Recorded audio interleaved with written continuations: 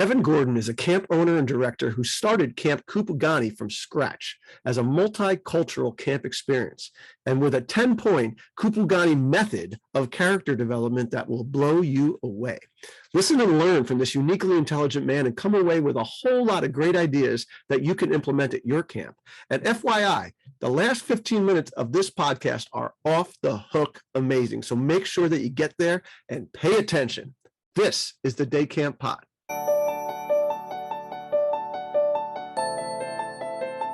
Welcome back, everybody, to the Day Camp Podcast, the virtual home for all things day camp and more. And the and more today includes our new friend, someone that I am very excited to get to know, Kevin Gordon from Camp Kupugani, 5 miles from Leaf River, Illinois. That's what we just found out. Hey, Sam, since you know Kevin, why don't you talk about, how you got to know him and all that? Because Sam's been petitioning for you for about a year now to get you onto this podcast for various reasons. Kevin and I were on the Illinois ACA board together. Gosh, I don't know. I don't remember how many years ago. It was quite a while.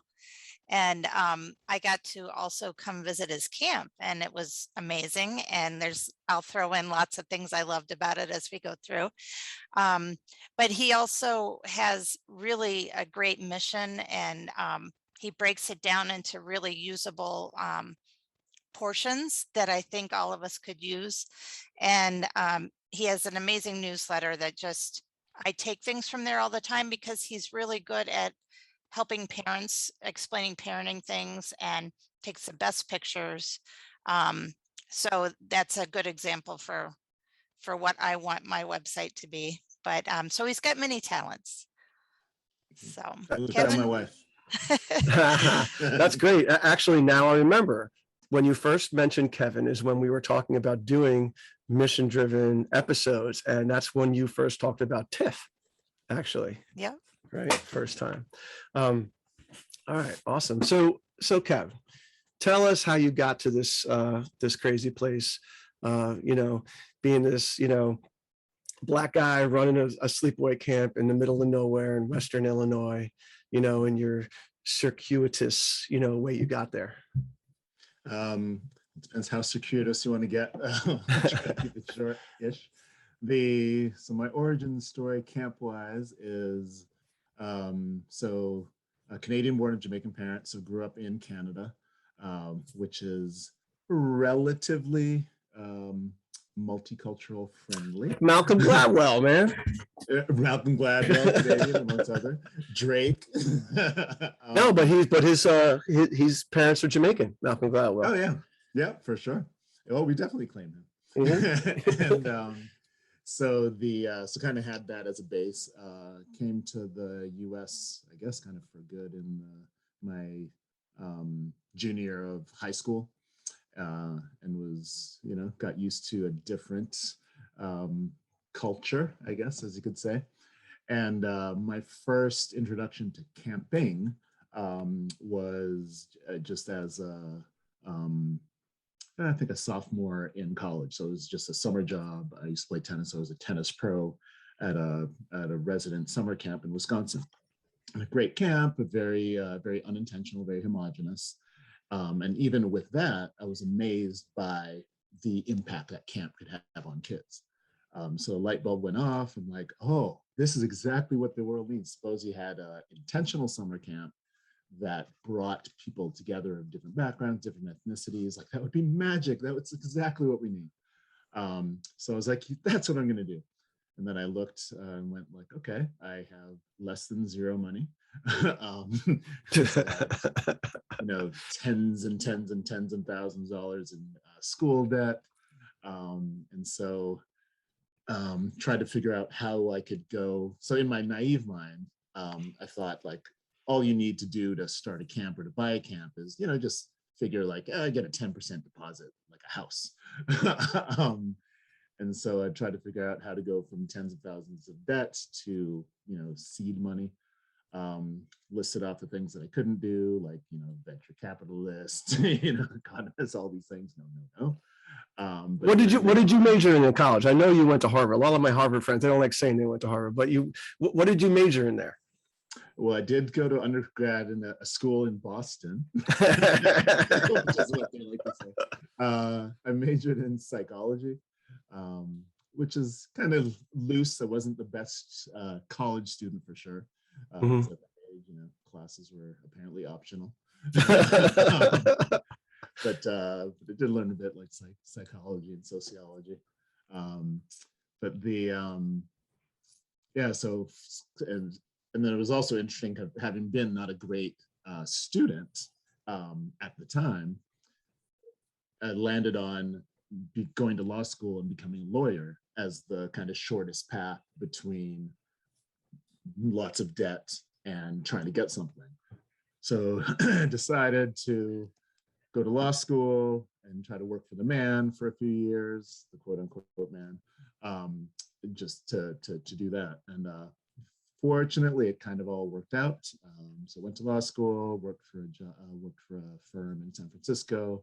And then luckily enough, I guess probably about 3 years into being a lawyer, the opportunity for what was then, and kind of still is now a little bit, Camp White Eagle came up. And we were able to buy that, which was also kind of super lucky, because with camps and camping, like if there are available camps, they tend to be either, run down and super need too much capital that we couldn't afford, or camps tend to stay in the immediate family, which also rules out most people, and then definitely people of color, or it tends to stay in the camp family.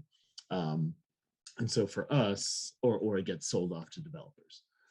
So luckily, kind of all the considerations came together, because the Camp White Eagle folks, their daughter was 30 some odd and wanted to have a non-camp life. There wasn't really a camp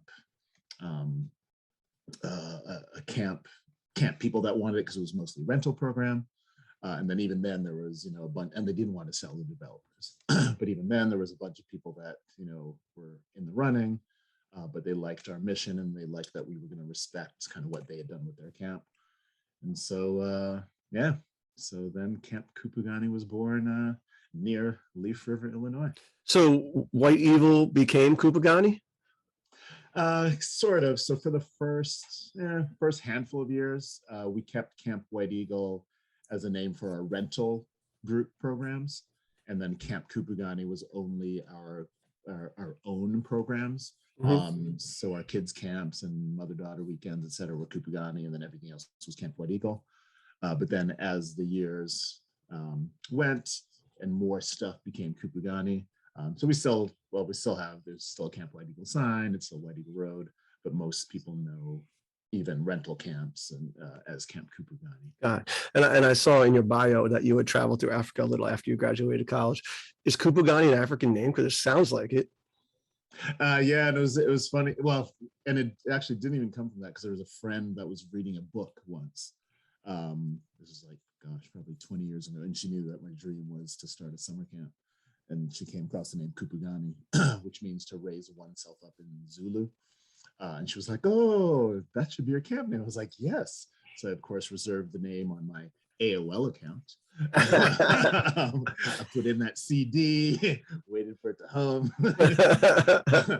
But yeah, it's funny, because I never joke or demean anyone for not pronouncing it properly.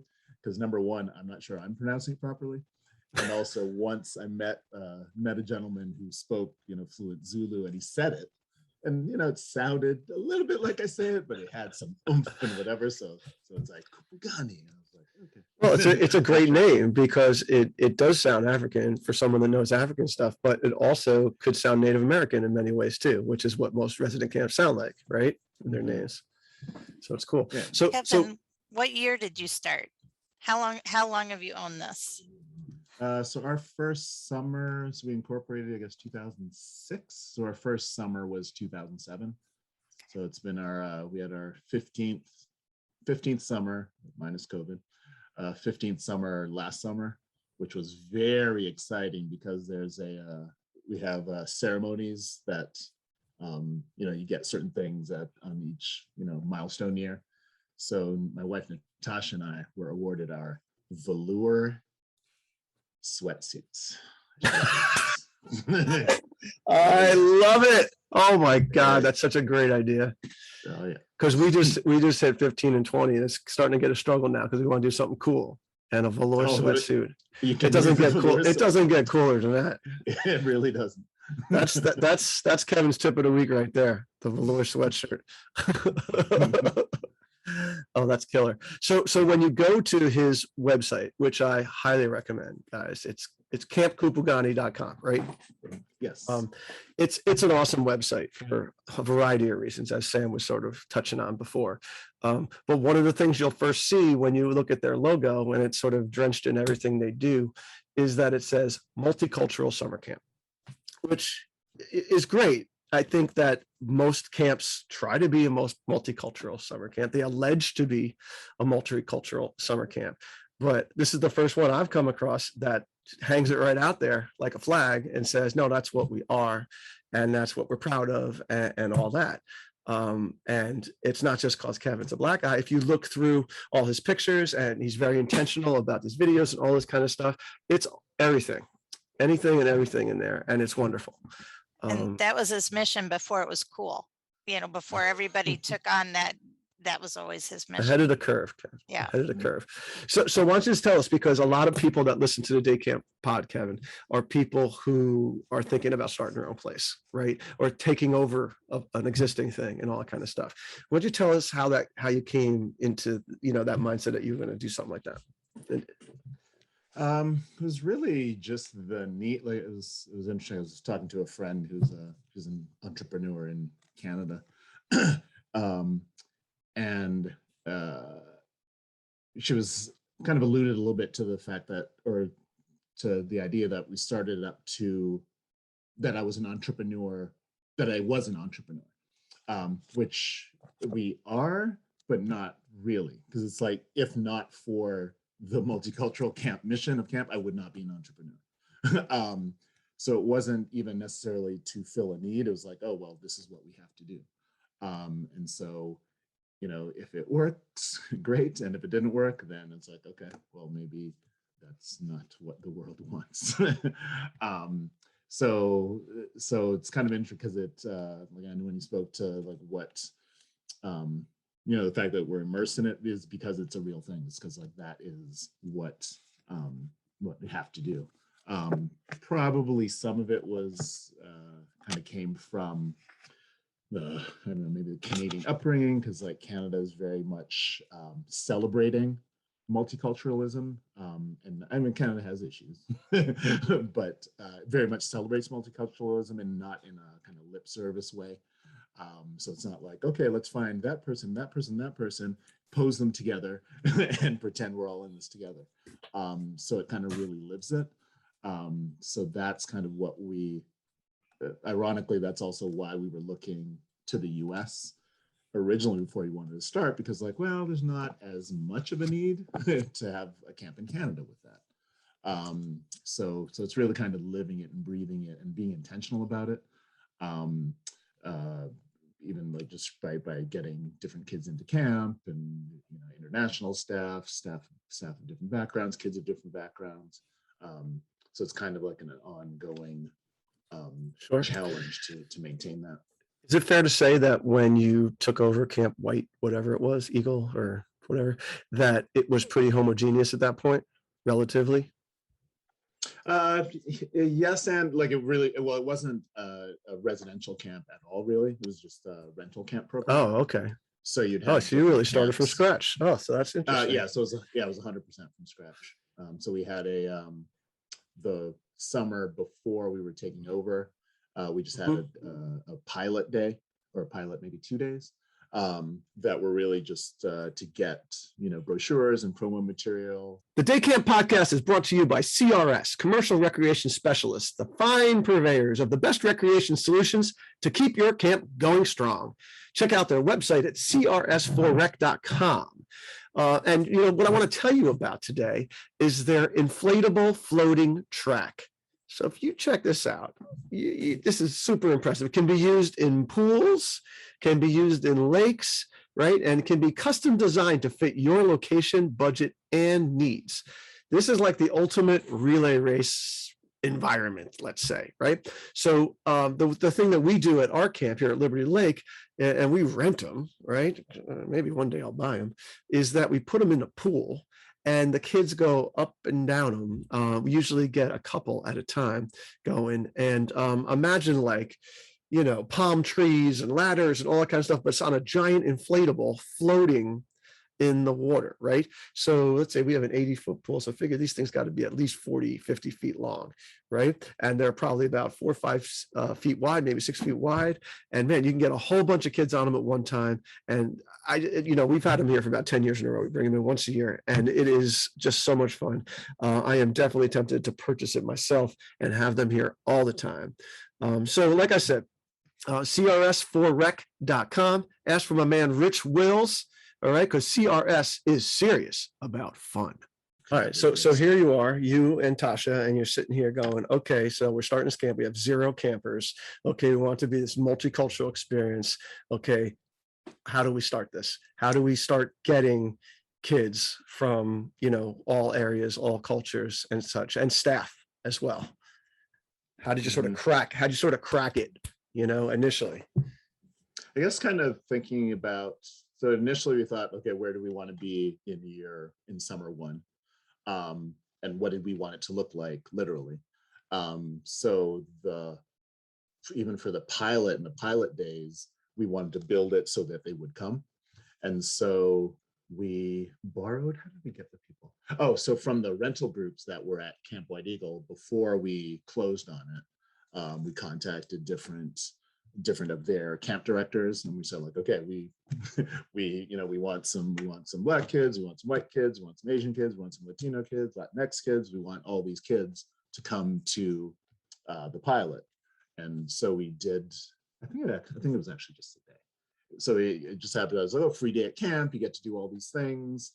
And so we created the promo materials around that. So it was good because then we didn't have to use, you know, we definitely had some stock images for our brochures, but we got to limit and actually have real people for what we wanted the camp to look like.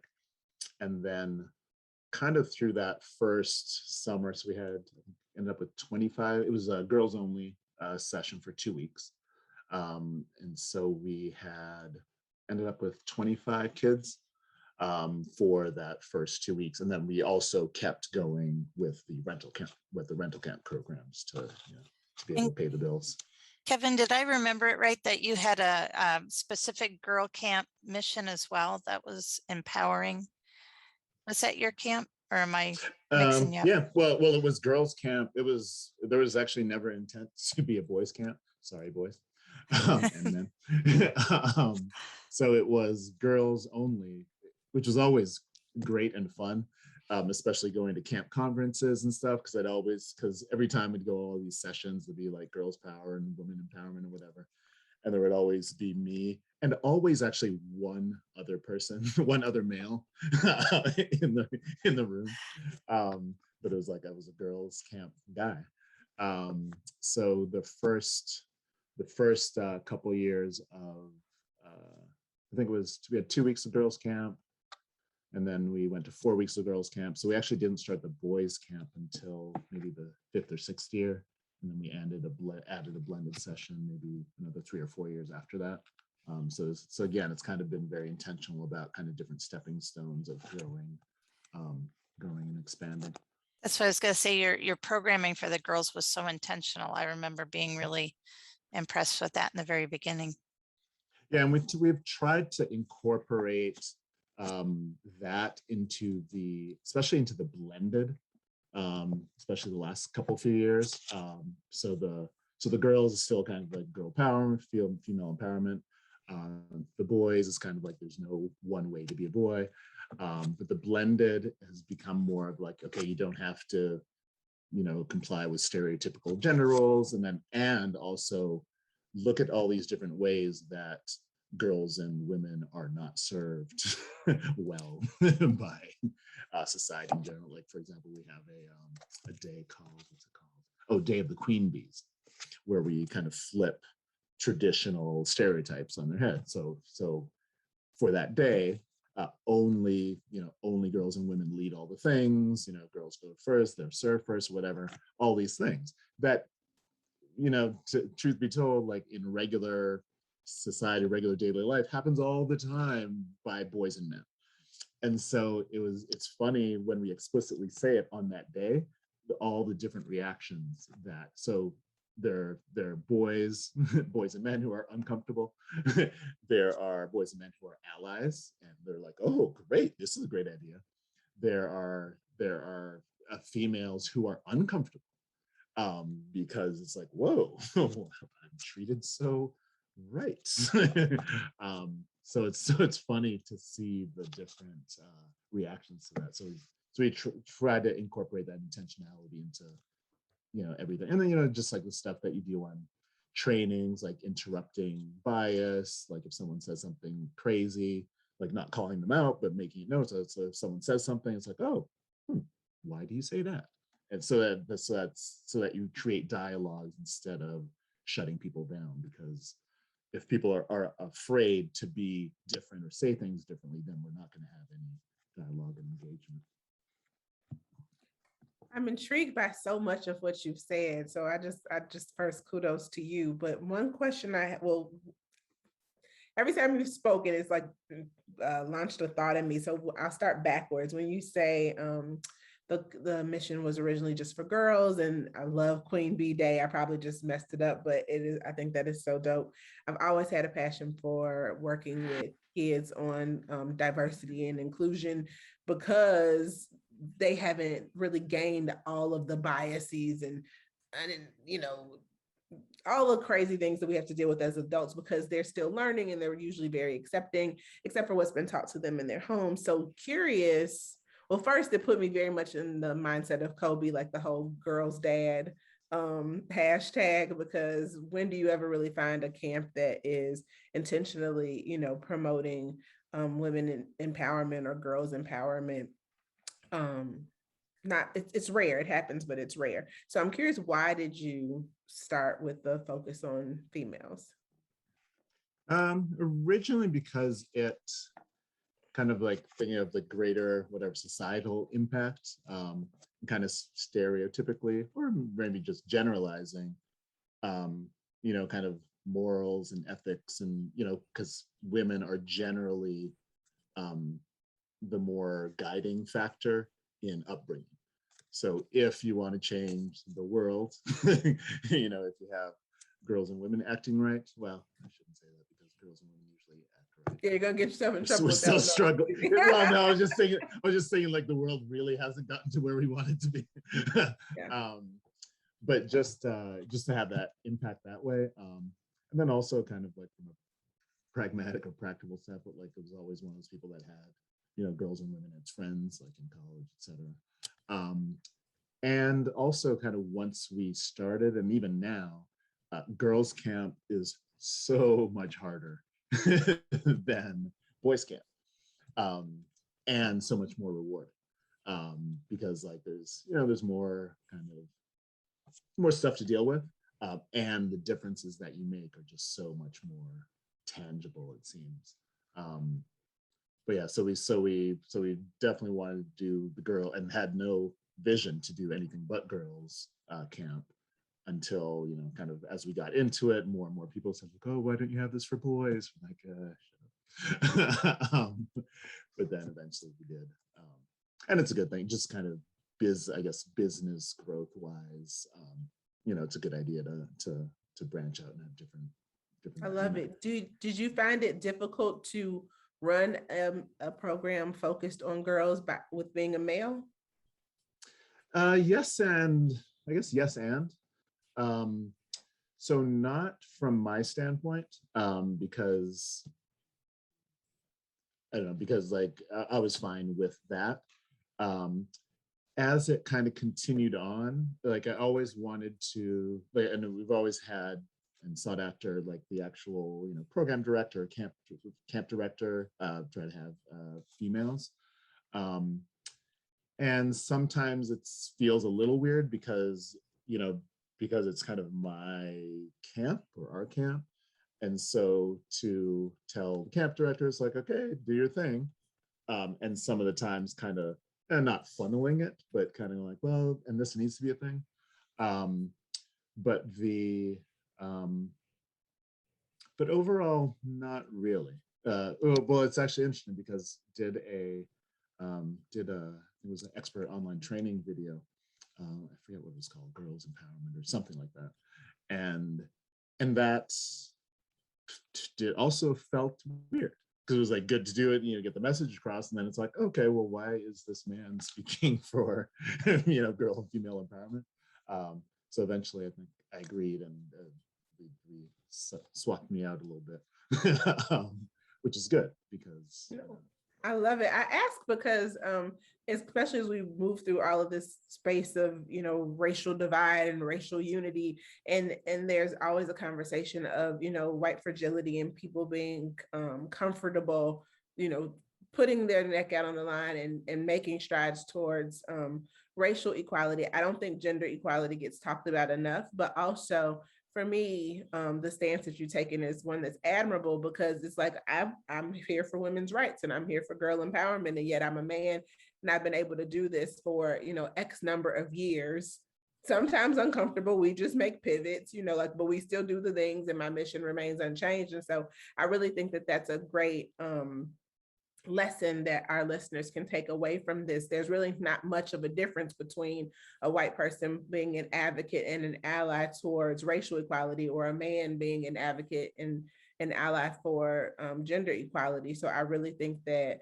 seeing the nuance or lack, seeing the similarities, the layover, and that is really huge. I won't jack all of Andy's thunder, but well, hold on a second, because we got to pay some bills here, Tiff. So hang on to your next thing. Yeah. All right, we'll go back right to you because that was a great little ending thought. Before we move on to, I got to tell you guys about Camptivities. Okay, so the folks who have listened to the Day Camp Pod have probably heard Ryan Rosen in the past. He's a camp director out in LA, the land of earthquakes and fires and beautiful weather and beautiful people. and he and some friends put together a program called Camptivities because scheduling is hard, folks, right? And it's easy to make mistakes, and scheduling affects every camper and every staff summer. It's time to make it easier. You can let Camptivities help you create balanced and engaging schedules without the mistakes and without those long days and late nights, right? They do it all for day camps and even resident camps, Kevin. They do auto scheduling, camper and group scheduling, rainy days scheduling, manual adjustments, tons of customized settings, and so much more. So if you're looking for a better way to schedule this summer, go to camptivities.com and set up a time to chat. I am actually chatting with them next week. They would love to show you the next big thing in camp, and don't wait until the new year. If you're going to do something like this, start now while you got the time and the planning, right? Start the onboarding process now. Camptivities.com. Tiff, back to you. That was great. I need to check them out. Scheduling was one of the hardest things for me. Like by owning a day camp, scheduling was one of those conundrums that you're just like, wait, what? All the moving parts. Wait, it's 2:30 in the morning? What? Right. So Tiff, I just wanted to throw something in there. Kevin does have a son, so he's raising an ally. Love it as well. I think that's how you do the work, right? Just putting yourself out there. So I love that. The only other thing I was going to say is don't shy away from the fact that you are indeed an entrepreneur, even if it's accidental. I always call myself the accidental camp director because I never intended to run a camp by any means. I am an accountant by trade, and I kind of just fell into this work from a love of sport. And so one of the things that I was really intentional about was helping other people who just have like a thing that they love. So whether it's sport or photography or art or baking, and showing them how they can use the camp as a business model to really, teach what they want to teach to the youth and make revenue at the same time. So even though, you kind of fell into the entrepreneur thing, and maybe if camp didn't work, it wouldn't be a thing, you are, and we celebrate you in this space. Thanks. Yeah, appreciate it. And as a current accountant or former accountant, what are you? So I still maintain my license. You never stop being an accountant. Okay. Well, I'll humble brag that my ability today to use QuickBooks is. That's essential. It's evolved. That's what 15 years ago, not So I was going to say, 15 years in the business, you got to get your act together with that. There's no doubt about it. So when Sam first told me about you, Kevin, I went to your website. I got stuck on the Kupugani method, and I printed out your graphic that you made, and it is awesome. It's really great. I mean, a lot of camps out there, let's just say most camps out there that got their thing going, whether it's the YMCA or private camp or whatever, they got their like 5 pillars of whatever that you look towards. But the Kupugani method, you sort of have your 6 things, but then you have the 10 ways to experience the Kupugani things that optimize character building. That is beautiful. It really is. So tell me, was that like a year 1 thing, a year 2 thing? Is that something that you came up with your leadership team? Like, what's the genesis of this? And tell us how you execute it and all. I think that was mostly, I guess it was really kind of a year 0 thing with the, how to do the thing, like the principles. Sure. Like that's always, and I'm trying to remember when we actually got, were able to kind of distill it into that. That was probably a few years into it. Actually, probably more, because I think it was a Canva of actual, the way you created like. Of course. Well, that's for the graphic, sure. Right, but yeah. So it's really just kind of things just keep evolving. Because like it's really every year, well, a couple things. One, we always have surveys. So we survey our campers, we survey our parents, we survey our counselors. Number 1 in the Kupugani method, open to outcomes. Right, and it really is a huge difference, because like if you're not open to outcomes, then you're just limiting yourself. Or if you're that person who thinks that they know all the things or is doing everything, then you're actually that jerk that everyone fooling yourself, right? because you always think you're right. So as I guess that the method and stuff kind of evolved. I guess just by, I joke with staff and campers and everyone that whenever there's a great idea, I pretend very obviously with the person in the room who actually just said the thing. I pretend that I just came up with this great idea. And they're like, oh yeah, look at this idea that I just had. And they're like, oh, Kevin, you did that to me last week too. But it's great because it just really evolved. Like we just get to evolve and do things better and better. Sure. Number 2 on the Kupugani method. I love this one. And my director, Brandy, that's been with me for many years, this is one of her favorite things that she's always pushing, which is avoid punishment by rewards. I love this. Can you explain it for the folks? Because I think it's super important. Yeah, that's a huge thing. And I highly, highly, highly, highly recommend anyone working with youth or working with anybody to read the book. Oh boy. It's Punished by Rewards by, I think, Alfie Kohn, Kohn, I think is the author. But in short, it's both the carrot and the stick are bad things. It seems very easy for everyone to accept and appreciate, like, okay, you want to avoid the stick because, okay, beating people is bad or negative reinforcement is bad. But it's also the same thing with the carrot. It's really just the flip side of the stick.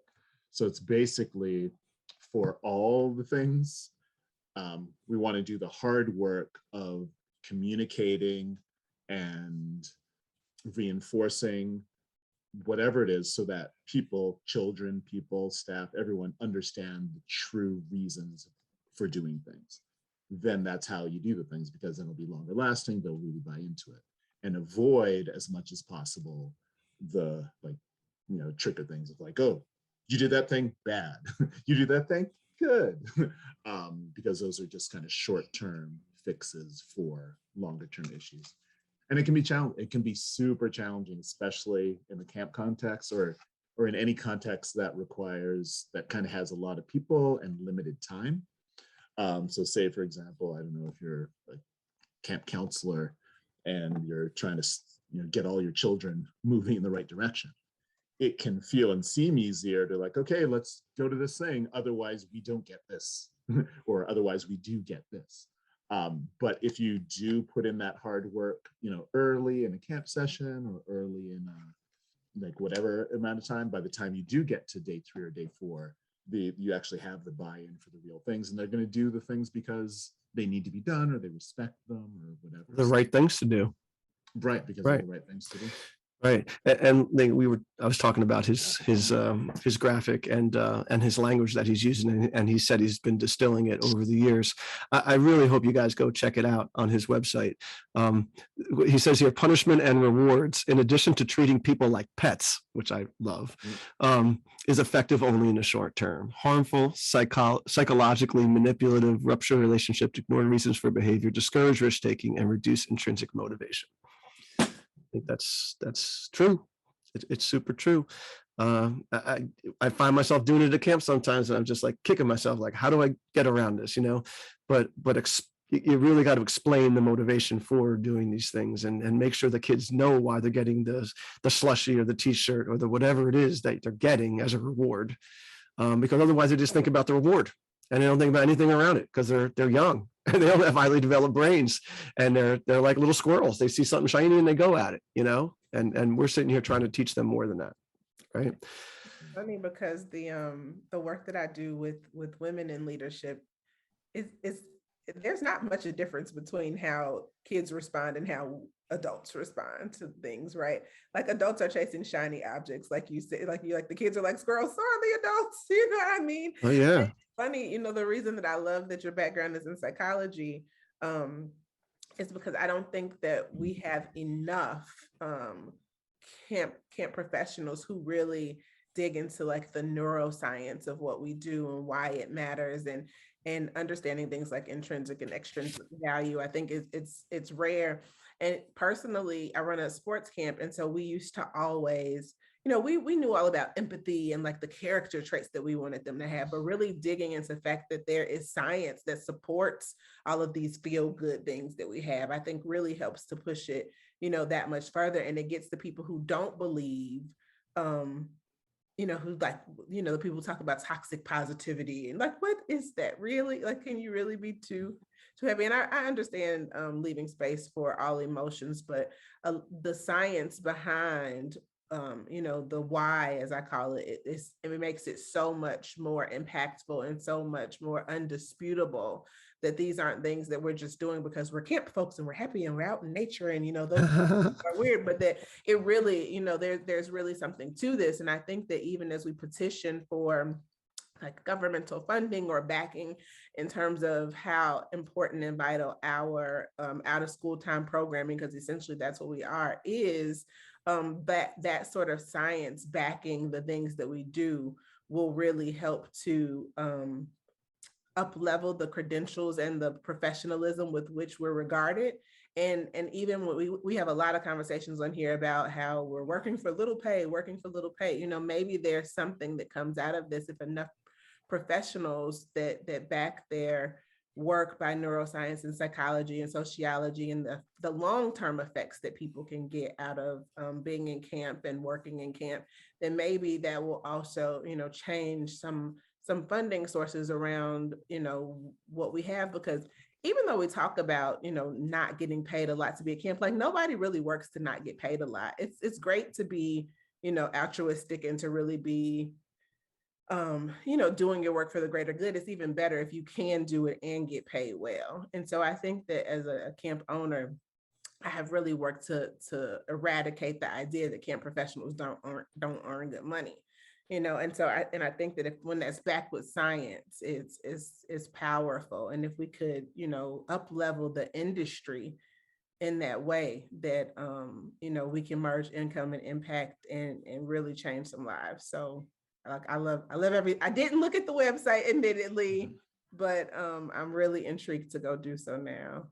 You were just talking about Tiff about, you just said it so poetically as usual, but about, the pay and all that matching and all, that's like five episodes of a podcast right there. I mean, that's a big deal.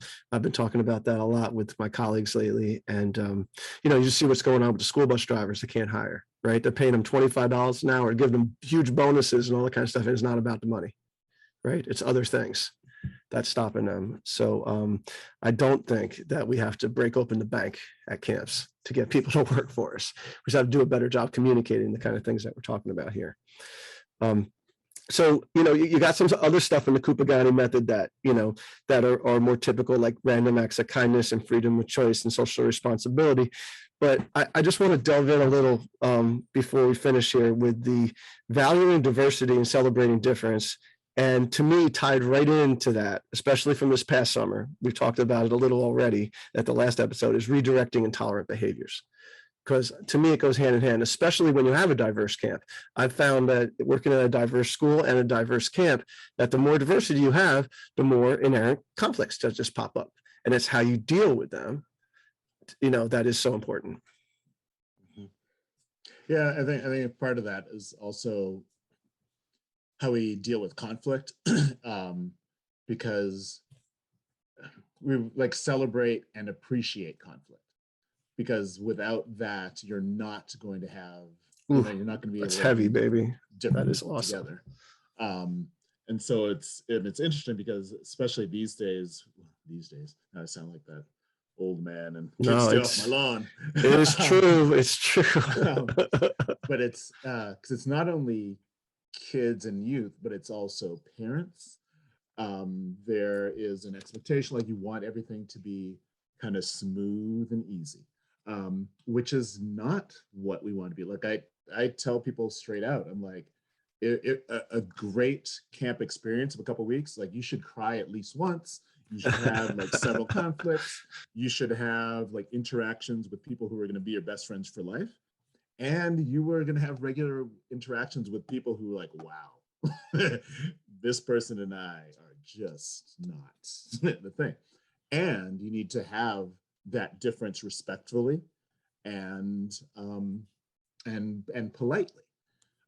So kind of with difference and kind of, I guess sometimes it's become in vogue, or those, I'm not generally appreciative of many things on, Fox News or other things like that. But when I hear terms like kind of cancel culture, that is also something that's important, is to be tolerant of differences of opinion. So if someone were to say something, so say for example, there's, and this happens every now and then, a camper says something pretty, not necessarily racist, but pretty, at minimum, ignorant.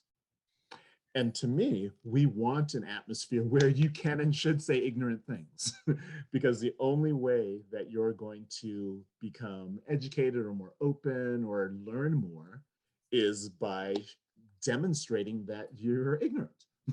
So for me, it's easy because people look at me and they go they just look at me and go you are ignorant. But no, I openly wear ignorance. So I'm I don't know something. Here, person, help me with this, whatever it is. And also assume good intent, because my ignorance isn't based, my asking or trying to get information is based on things. So when we have a camper who might say something crazy, the answer is to not shut them down. The answer is to not, after the fact, when some parent says oh, this camper said this thing, it's yes, they did. And this is how we respond, and this is how we learn, and this is how we grow, and this is how we become better, everyone for it. So it's the being open to differences and whatever, it isn't just one way.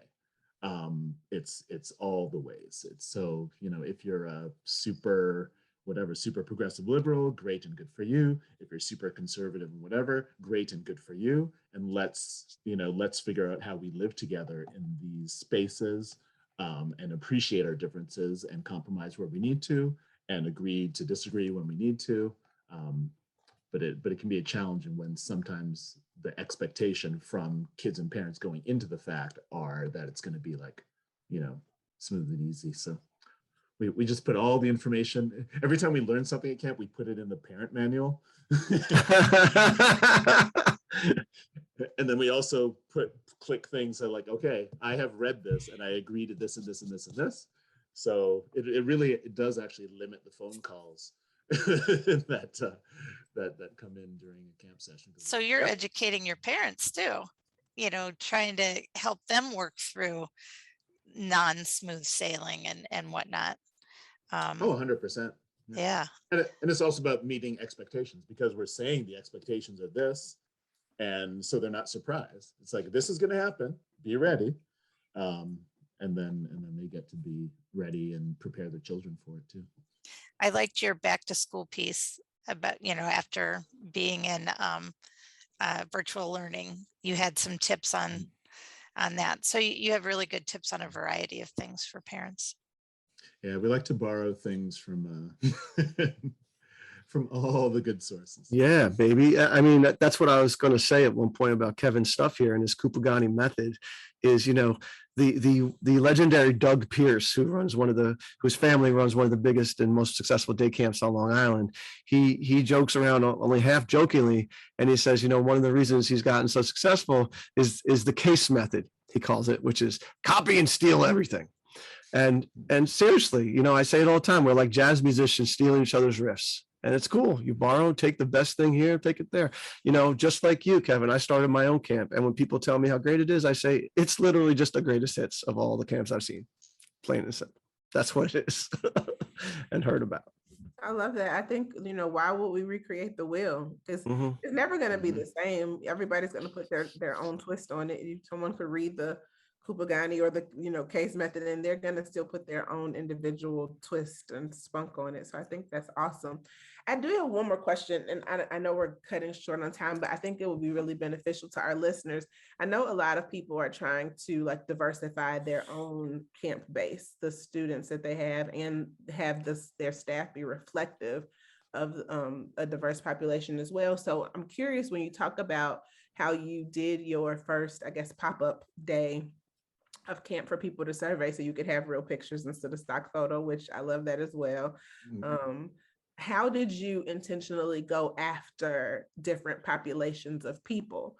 Because I think that there's also some unconscious stigma of how can we really diversify? What do we use in our marketing? Do we just say we want Black kids, we want Asian kids? I'm sure it has to be more subtle than that. So just curious, and assuming that whatever you share with us is something that our listeners can also use for how they go after diverse staff. So I will say something controversial. Well, not controversial to me, because it makes sense to me. The first thing I would say is either do it right or don't do it. Because to me, there's lots more harm that is being done and can be done by serving, whether it's underserved populations correctly or diverse populations or whatever, because then we're not creating good outcomes for those people. So kind of that said, so there's lots of people that are doing their thing. Their thing is great. If you have this camp for 30, 50 years, 20 years, whatever, and it's been serving this population, that's a great thing. Like, you're doing a great thing in the world. You have this awesome camp. It can be homogenous. That's fine. That's a great camp serving those people. And there are great camps that are serving diverse populations. So if you're a camp that really, really, really wants to diversify, first of all, realize it takes a lot of resource. It's going to take a lot of different resources and a lot of different things. And if you have only so many things in a day, if you have so many hours in a day, that's going to take away from what has been your core business. So either do it or don't do it, or either commit to really doing it, realize it's going to take X amount of time and dollars and ways of doing things differently. And it's going to be a hard slog. So say, for example, I don't know, you have 50 staff members. And if you have your regular staffing protocols and fares and whatever, you end up with like 2 people of color. If you want to have, say your goal is to have 10 people of color, you have to interview, I don't know, hopefully 50 or whatever, like a lot more than the 10 that you want. And so you're going to have to do different things, like, you know, whether it's like go to student groups, well, COVID times, so not necessarily go to the student groups, but interact in different ways. And so I don't know, with a lot of people, it's like, I kind of come back to either do it right, realize it's going to take all of this time and energy and resources, or don't do it at all, which is also fine, and keep doing your great thing. And if you're feeling bad about not being diverse or whatever, then support other places that are doing it right and well. And then that's a great outcome for everybody. But I think you just realize it's a lot of work to do, not just to serve different populations, but it's a lot of work to step out of your main mission, whatever that is. Because whatever your mission is, it was your mission for a reason. And you know, if you've been in business for a minute, you're doing it well. So to really mess with that, you have to kind of consider how important that is. I love that. I think so what he's saying is it's not a trend. Don't just do it because it's popular right now. It's gonna Please take don't. work. It's gonna take intentionality. It's gonna take away maybe profits, time, and all the things. But if you're really dedicated to doing it, then there are ways. And like you said, whether it's student groups, they're still meeting virtually. So the Black Student Union, the Hmong Student Association, you know, like going specifically to like go in, but be intentional. Because the other thing is people know when you're just trying to, like, it's amazing to me right now. Every company in the world got somebody Black on their billboard. Like, you know, you just put that person there last week. Like, what are you doing? It's not going to bring you more Black consumers. But you know, I guess they're trying their baby steps. So I won't shun them. But I love that you said, like, whatever you've been doing, if it's working for you, keep doing it. But just recognizing that it is, and that you don't have to go from 0 to 100, right? Like maybe you just want 1 or 2 or 3 or 4, you know, whatever. But just the intentionality of also knowing that you don't just have to hop on the bandwagon just because it's the popular thing to do right now. So thank you. So interview more people, you know, widen the tent. Yeah, I mean, that is certainly one way to do it. Yeah, and going into those colleges and getting those education majors and stuff like that. And yeah, there's lots of things you got to do, and it's almost like camps need a full-time person to do it at this point. Support the people once they're at your place, because they're not necessarily there. If they're there for exactly the same reason why everyone else is there, then no need. But there's often, you know, different support or different. Be culturally competent. If bringing folks in. All right. Well, let's just this is going to be a never-ending podcast, but I don't care. So let's just talk about that for just a second, right? So here's this camp that's mildly diverse, and they want to become more diverse, right? And they're bringing in these people of color and such, and you say support them, right? But most of their top leadership team is, let's say, white, right? Because they're the people who have been there, right? Any suggestions on how to better support these people? Because I agree with you, they do need support. Does it mean literally like bringing in, you know, people of color to be like the DEI person, that kind of stuff, and make sure that they are like corporations are doing now? You know, like what kind of, I know there's no shortcuts to this. This is long, hard work and all, but I know there's a lot of people that want to do it and also don't want to make mistakes while doing it. And I just think that's an interesting statement you said, but I want to get a little more concrete out of it. Well, I guess kind of one of the points you made was like, so if leadership of, you know, these 5 people in leadership, or 10, whoever the leadership is all homogenous, because they've been there, kind of step 1 is question like, is being there a prerequisite for being in leadership? Maybe it is, maybe it isn't. Sometimes it helps. Like, so say, for example, at our camp, like both kind of pay scale and like everything is very, well, everything is very transparent, but it's also dependent on different factors. So, so we evaluate people according to what their peers think, what the admin thinks, and what the campers think. And so you're not just kind of getting one kind of view from management or admin or whatever about a thing.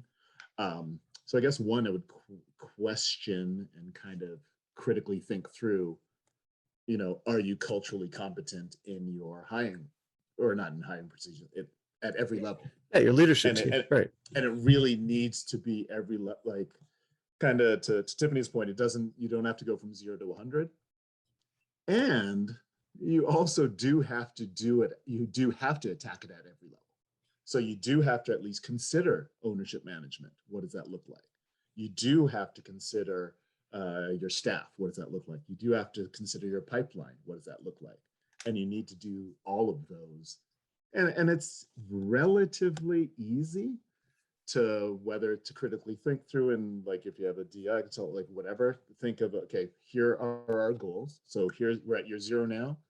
Say year 5, we want to be at this place. It's relatively easy to make concrete goals and concrete steps to go from 0 to 5. Go from year 0 to year 5. And again, though, realize that it's time, resources, energy, pain of kind of what you've always done. It's always been this way. Like even the word camp, for example, camp is not a positive connotation for many people of many different backgrounds. It's like, I should send my kid to camp. Like, what? Because in many places, it has different connotations. So just really being aware of all the different ways that kind of cultural competency impacts our programs, and trying to do it at every level. So. Gotcha. Love it. Thank you so much for spending time with us and sharing your wisdom with us. It's really been awesome. Sam, he did not disappoint. So we want to thank the Go Camp Pro team, AM Skyer, and commercial recreation specialists for allowing us to bring this podcast to you. If you like what you hear, you should subscribe to the Day Camp Pod on your favorite podcast platform. Check out the show notes from this and other episodes at daycamppodcast.com. We'll make sure to put some Kupugani links up there. Like Sam said, we try to get on a link to Kevin's newsletter because I want to see some of that stuff too. And contact information for Kevin and for Sam and Tiff. Thanks for listening and making yourself a better day camp professional. We will be back next week or 2 weeks, I don't know, something like that, with another full episode of the Day Camp Pod.